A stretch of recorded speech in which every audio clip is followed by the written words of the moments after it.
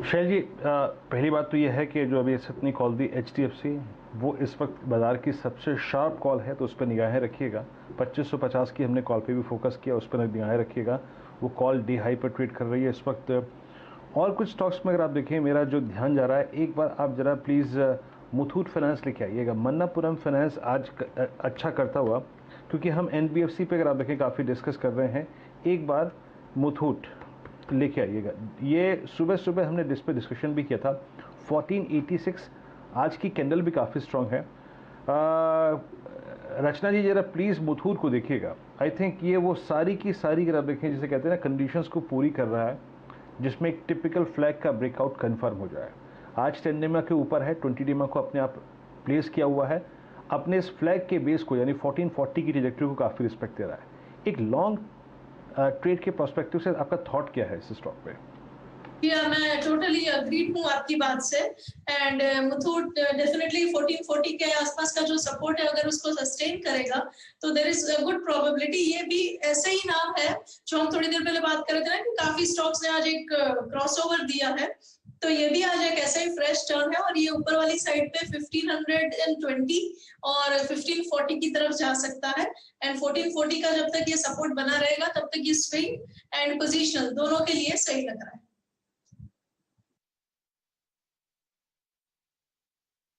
चलिए, ये रणनीति मुथूट फाइनेंस पर आती हुई पिछले हफ्ते मध्य में जब आपने इस कंपनी को अपनी चौथी तिमाही के नतीजे अनाउंस करते हुए देखा था, तो एक बहुत ही शानदार स्पाइक आया था जो इस काउंटर को मेरे ख्याल से 1540 के ऊपर लेके गया था। जी हाँ, 1550 का ऑल टाइम हाई था, और उसके बाद पिछले 5-1 हफ्ते से ये एक साइडवेज जोन में है, कंसोलिडेट करता हुआ आपके सामने।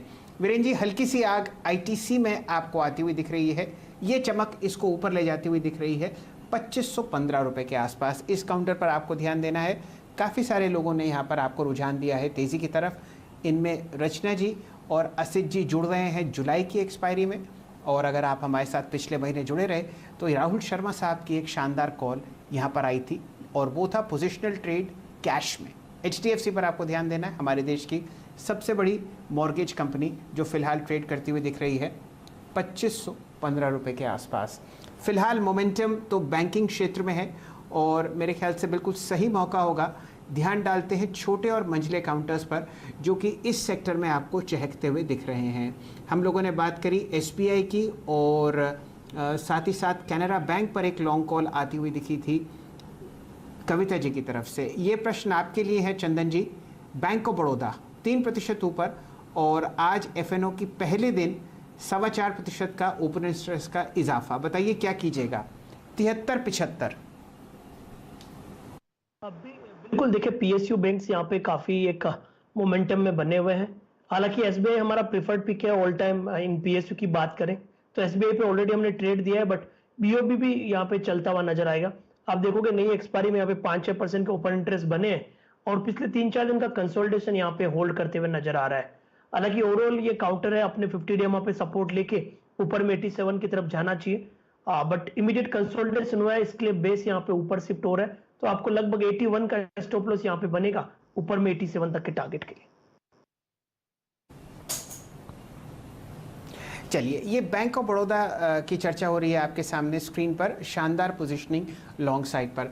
ऐसा करते हैं डायरेक्टर साहब, आज ज़रा बढ़िया मोमेंटम आपको शायद EID पैरी में और बढ़ता हुआ दिख सकता है। काफ़ी सारी ऐसी चीज़ें हैं जो आपको जुड़ती हुई दिख रही हैं। राजेश अग्रवाल साहब का फेवरेट काउंटर है, आप हमारे साथ कलकत्ता से आए हुए हैं, और स्टॉक में एक बहुत ही बढ़िया चहक है।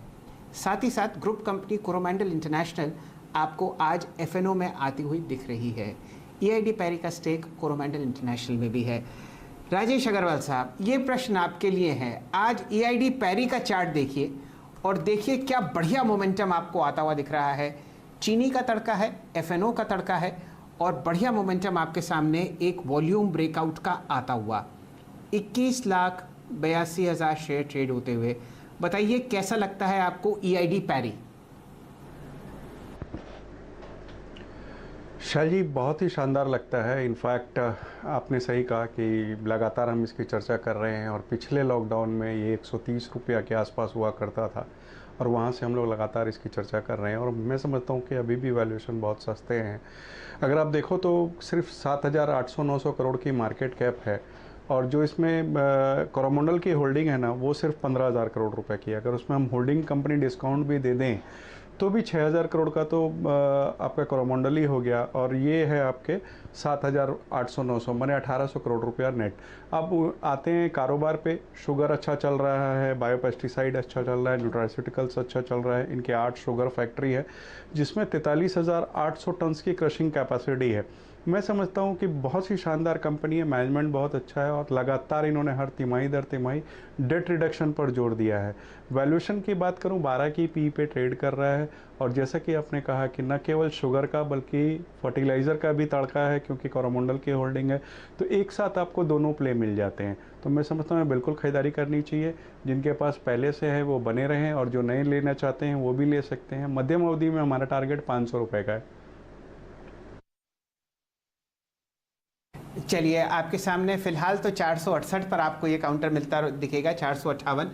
चंदन जी, आपने ईआईडी पैरी पर बहुत टिप्पणी की है और आज पहला दिन है रैली का पूरा शुगर का जो महकमा है वो बहुत ही मृदुल मिठास आपको बाजार में घोलता हुआ दिखता है।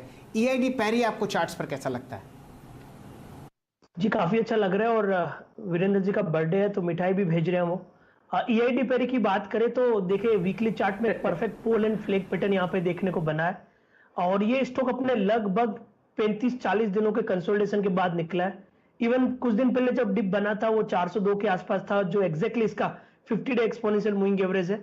और वीकली सेटअप को यदि कोई वीकेंड पे देखेगा तो मेरे हिसाब से इससे परफेक्ट बुलिश कैंडल कोई नहीं बनेगा और सबके रेडार पे नेक्स्ट वीकली और मंथली कॉल ईआईडी पेरी रहेगा।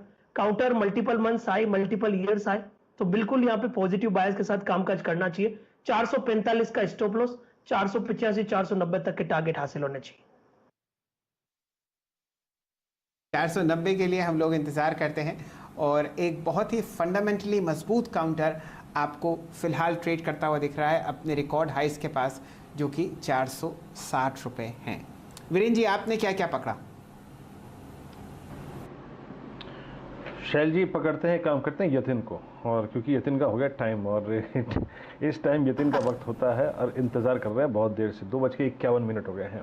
Yatin, good afternoon. बताइए लार्ज कैप में कहाँ रहेगी निगाहें और लीडर्स कहाँ पे बुलिश हैं? तो देखिए वीरेंद्र, जहां तक कि वायदे बाजार का सवाल है, शैल जी कोरोमंडल की बात कर रहे थे, एक नया एफ एंड इंक्लूजन है, लेकिन एबीएफआरएल पे भी हम लोग 1-2 दिन से बात कर रहे हैं, वो भी एक नया एफ एंड इंक्लूजन है।